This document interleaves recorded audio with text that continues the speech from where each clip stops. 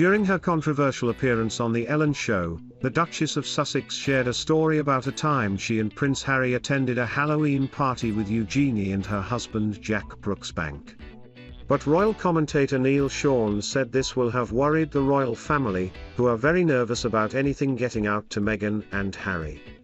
He said, "As we know, Meghan then decided to describe her friendship with Princess Eugenie and her husband Jack, which goes back quite a long way, seemingly. But that really did trigger some alarm bells for senior members of the British monarchy over here.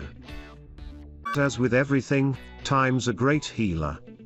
Her third son, Lucas Philip, whose christening is taking place at the Royal Chapel of All Saints in Windsor Great Park, was born in March 2021. The couple have two other children, Mia, 7 and Alina, 3. The christening was held jointly with Lucas's cousin August Brooksbank, the first child of Princess Eugenie and Jack Brooksbank. In pictures, the pair were seen smiling as they arrived at the ceremony in Great Windsor Park. Their child was planned to be christened in July, but it was delayed due to COVID. After announcing the loss of her child in 2016, Zara praised her husband and her brother, Peter Phillips, for their support. "I had to go through having the baby because it was so far along. I then had another miscarriage really early on. It was a time when my family came to the fore and I needed them. In our case, it was something that was really rare. It was nature saying, 'This one's not right.'" The Queen also attended the event on Sunday. Don't miss the Queen, 95, had previously been advised to step back from duties. Her personal doctors advised her to rest, which caused Her Majesty to miss the Remembrance Day ceremony last week. It was reported Her Majesty had sprained her back and has carried out only light duties since her hospital stay on October 20th. The Queen also marked her first wedding anniversary since her husband died in April on Saturday. It would have been the pair's 74th wedding anniversary. Additional reporting by Millie Cook.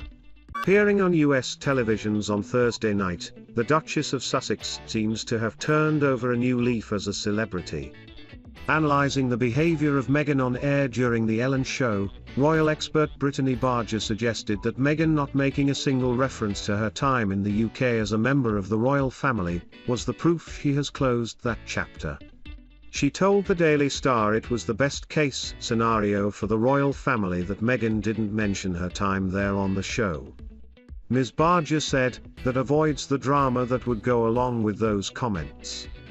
As now co-founder of her company Archewell with Prince Harry and involved in several projects with Spotify and Netflix, Meghan seems to be very focused on the US according to the expert. Ms. Barger thinks the Duchess is not worried about coverage in the UK or whether or not she is acting royal anymore. She added, "She's back home in America where there are no royals, so the need to act royal doesn't matter. Royals are seen more as celebrities here, so she's fitting right into that role." The former Suits actress is currently working as an executive producer on an animated show called Pearl for Netflix, about a girl inspired by influential women throughout history.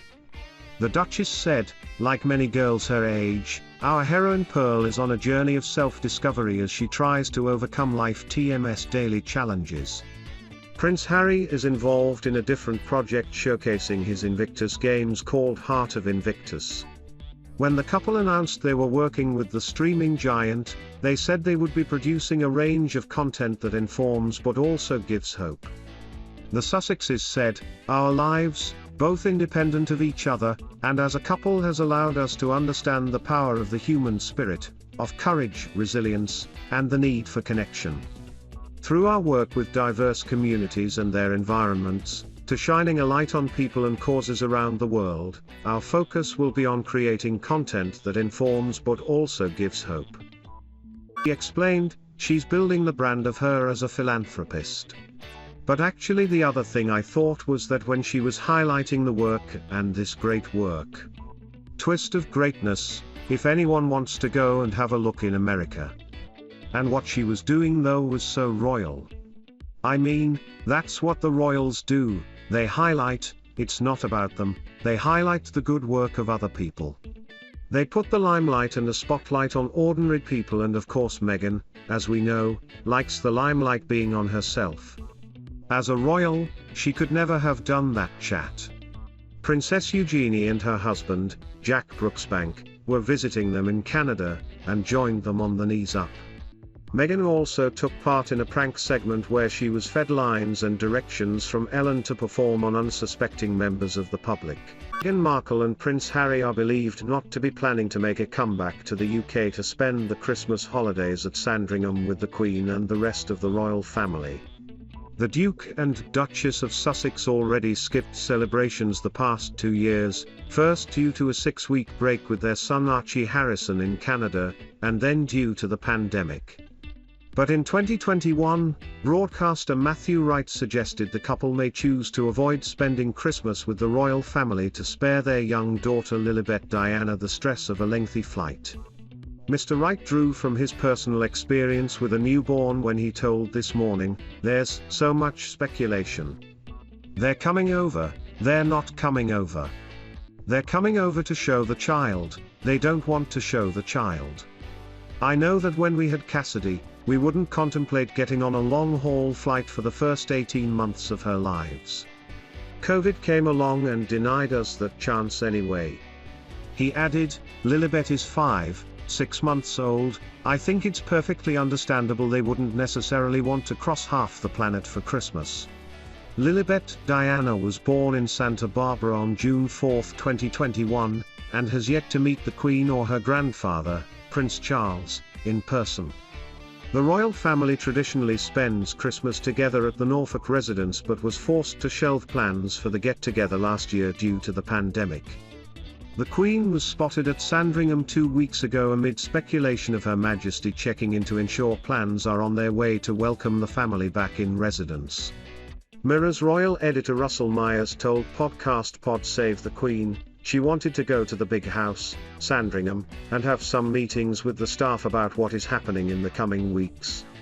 But she also spent some time at Wood Farm, and that is, obviously, where her husband Prince Philip spent his final years after he retired in 2017. I think that tells you where the Queen is at. She needed to be there, she needed to seek some solace. It had been a particularly tough couple of weeks. She TMD been in hospital and she TMD been told by doctors that she needed to slow down. While the Duke and Duchess of Sussex may not be making their way back to the United Kingdom for Christmas, Prince Charles might have given away plans to hold a special celebration with the couple later on. Upon his 2-day visit to Jordan this week, the Prince of Wales was gifted with water from the River Jordan. The special water has traditionally been used to baptize new members of the royal family. The Queen this year welcomed Lilibet Diana in addition to Princess Beatrice's daughter Sienna, Princess Eugenie's son August, and Zara Phillips' son Lucas. Michelle Bachmann was invited on Monday night to react to the latest White House controversy sparked by a CNN article. According to the report, Harris and her top aides are frustrated with President Joe Biden for handing her no-win issues like the border crisis. White House insiders who talked to CNN also said the vice president's team had complained that the portfolio handed to her was small fry compared to her tenure as the first woman named VP. "She sounds a lot like Meghan Markle, to be honest with you," said Ms. Bachmann on air. Both of these are very entitled people who claim constant victim class. A member of the Republican Party of Minnesota, the former congresswoman claimed Biden and Harris were failing the Democrats. When the President of the United States has approval ratings at 37 and 38% and they're dropping by the day, and Kamala Harris is down at 28%, that means they're losing their own party. As a matter of fact, it's the party that is kicking at these two. On the same day, Vice President Harris was seen being very supportive of Joe Biden from a speech she delivered before the photographers. Her kind words were due to the official signature of the $1 trillion infrastructure bill that previously divided the American Congress for weeks. Kamala Harris said in her speech, "From the very start, you welcomed Democrats, Independents, and Republicans to meet with us in the Oval Office. You welcomed ideas. You welcomed debate, all in the service of getting this bill done. And here is what I know to be true, Mr. President, you are equal parts believer and builder. And because you are, we are all better off. On behalf of our nation, thank you, Mr. President. Simone Sanders, the Vice President's spokesperson, denied the allegations made by CNN. She said, "It is unfortunate that after a productive trip to France in which we reaffirmed our relationship with America's oldest ally and demonstrated U.S. leadership on the world stage, and following passage of a historic, bipartisan infrastructure bill that will create jobs and strengthen our communities, some in the media are focused on gossip, not on the results that the President and the Vice President have delivered.